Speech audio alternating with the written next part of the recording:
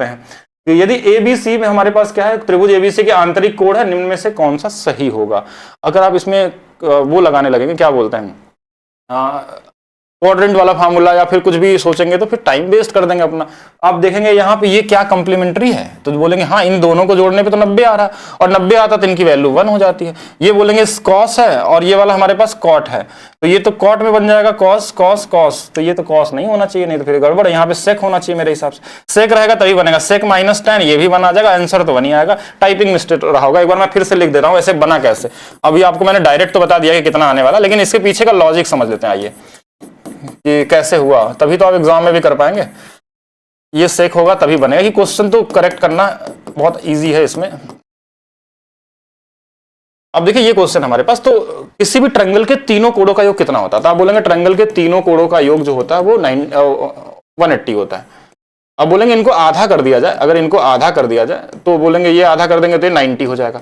मतलब अगर इनको आधा आधा कर दिया, अब जैसे हमने देखा कि यहाँ a/2 है और यहाँ b+c/2 है, ये वाला और ये वाला, अगर इन दोनों एंगल को जोड़ने पे कितना है हमारे पास 90 है, तो ये कंप्लीमेंट्री एंगल हो गया। कंप्लीमेंट्री एंगल पढ़ाया गया कि जब 90 हो जाता है, ये साइन साइन रहे या कॉस कॉस रहे, तो कितना आ जाता है 1 आ जाता है। जैसे अगर ऐसे हम लिख दें इसको और छोटा छोटा कि sin स्क्वायर 1 है और यहाँ sin स्क्वायर क्या लिख दिया है 89 तो इनका सम 90 है, दोनों साइन साइन है तो इसकी वैल्यू 1 होगी। अगर हमने लिखा cos square 5 plus cos square 85, तो इनका सम 90 है, दोनों cos cos है तो ये भी कितना आएगा 1 आएगा। ऐसे सेम इनका सम 90 है। कैसे 90 है, क्योंकि ट्रायंगल के तीनों कोणों का 180 है, आधा आधा किया था तो 90 हो जाएगा, 90 बन गया, तो ऊपर वाला 1। अब ये वाला इसमें बदल जाएगा, ये कॉट को जो हो जाएगा ना ये tan में बदल जाएगा, tan स्क्वायर यहाँ पे c/2। अब ये फार्मूला आपको पता होना चाहिए, sec square theta minus tan square theta की वैल्यू 1 होती है।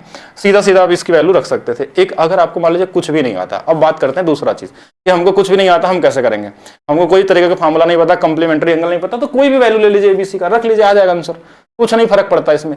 जो इच्छा करे रखिएगा, ABC का मान बस जोड़ने में 180 से ज्यादा मत रख लीजिएगा, जो भी मान रखना, सबकी वैल्यू 60 रख लीजिए, 60 60 60 सबसे बेहतर तरीका है।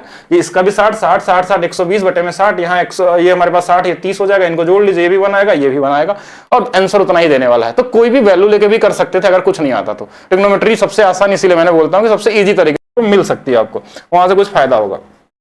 2 से बड़ी और 30 से कम ऐसी कितनी संख्याएं हैं जो केवल एक और स्वयं से विभाज्य हो, इसको प्राइम नंबर है।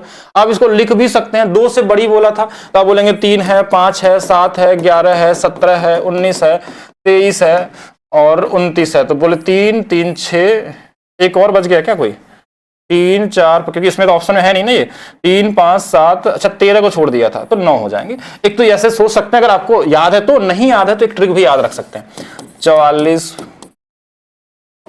22 323 321। तो ये वाली वैल्यू अगर आपको याद है तो देखिए ये इसमें क्या होता है, ये वाला होता है 1 से लेके 10 तक का, ये वाला होता है 10 से लेके 20 तक का, ये वाला होता है 20 से लेके 30 तक का, ये वाला होता है 30 से 40 तक का, ये वाला 40 से 50 तक, ऐसे हो सकता है। ऐसे ये वाला 90 से लेके 100 तक होता है। अगर बोला 90 से 100 के बीच में कितनी प्राइम नंबर, तो एक ही होता है, और वो प्राइम नंबर क्या होता है 97 होता है। 2 डिजिट का सबसे बड़ा प्राइम नंबर भी 97 होता है और 3 डिजिट का सबसे छोटा प्राइम नंबर 101 होता है। ये भी पूछ लिया जाता है एग्जाम में। प्राइम नंबर से कई तरीके से क्वेश्चन पूछे जा सकते हैं। देखिए हर क्वेश्चन में मैं ज्यादा डिस्कस नहीं कर रहा हूँ, ज्यादा करूंगा तो बहुत सारे क्वेश्चन बनने लगेंगे, फिर एक इस सेट को ही कराने में मुझे घंटे भर से ज्यादा लग जाएगा, जो 20-25 मिनट में हम लोग करते हैं। और प्राइम नंबर में क्वेश्चन क्या बन सकता है, ट्विन प्राइम नंबर क्या होता है, ऐसे 2 प्राइम नंबर जिनका हमारे पास डिफरेंस 2 का आता हो, जैसे 11 और 13, तो ये ट्विन प्राइम नंबर है। 29 और 31 ये भी पूछा जा सकता है क्वेश्चन। प्राइम नंबर में सबसे छोटा प्राइम नंबर कौन सा होता है, तो 2 होता है। इवन प्राइम नंबर कौन सा होता है, तो ये भी केवल एक ही होता है, 2 होता है। ऐसे कौन सा प्राइम नंबर है जो तीनों एपी सीरीज में आता है, तो वो एक ही नंबर है, 3 5 और 7 जो एपी में आते हैं, ये भी पूछा जा सकता है आपसे एग्जाम में क्वेश्चन। प्राइम नंबर में और क्या पूछा जा सकता है कि सबसे छोटा विषम संख्या में प्राइम कौन सा, तो 3 होता है। सभी प्राइम नंबर को गुणा कर देंगे तो यूनिट डिजिट क्या आएगा, तो 0 आएगा। सभी विषम संख्या के प्राइम नंबर को गुणा कर देंगे तो क्या आएगा, यूनिट डिजिट 5 आ जाएगा। तो बहुत सारे क्वेश्चन बन सकते हैं प्राइम नंबर में, और कई बार क्वेश्चन में नंबर दे के भी आपसे पूछा जाता है कि प्राइम नंबर कौन सा है। तो प्राइम नंबर के बारे में अगर मैं डिस्कस करूं तो बहुत सारी चीजें निकल सकती हैं प्राइम नंबर के अंदर में। फिर आता है उसमें को प्राइम नंबर क्या होता है, तो को प्राइम नंबर जिनका एचसीएफ 1 होता है, ये भी क्वेश्चन आपके एग्जाम में पूछा गया। तो जिसमें दोनों में कॉमन सिर्फ 1 हो, को प्राइम उसको बोलते हैं।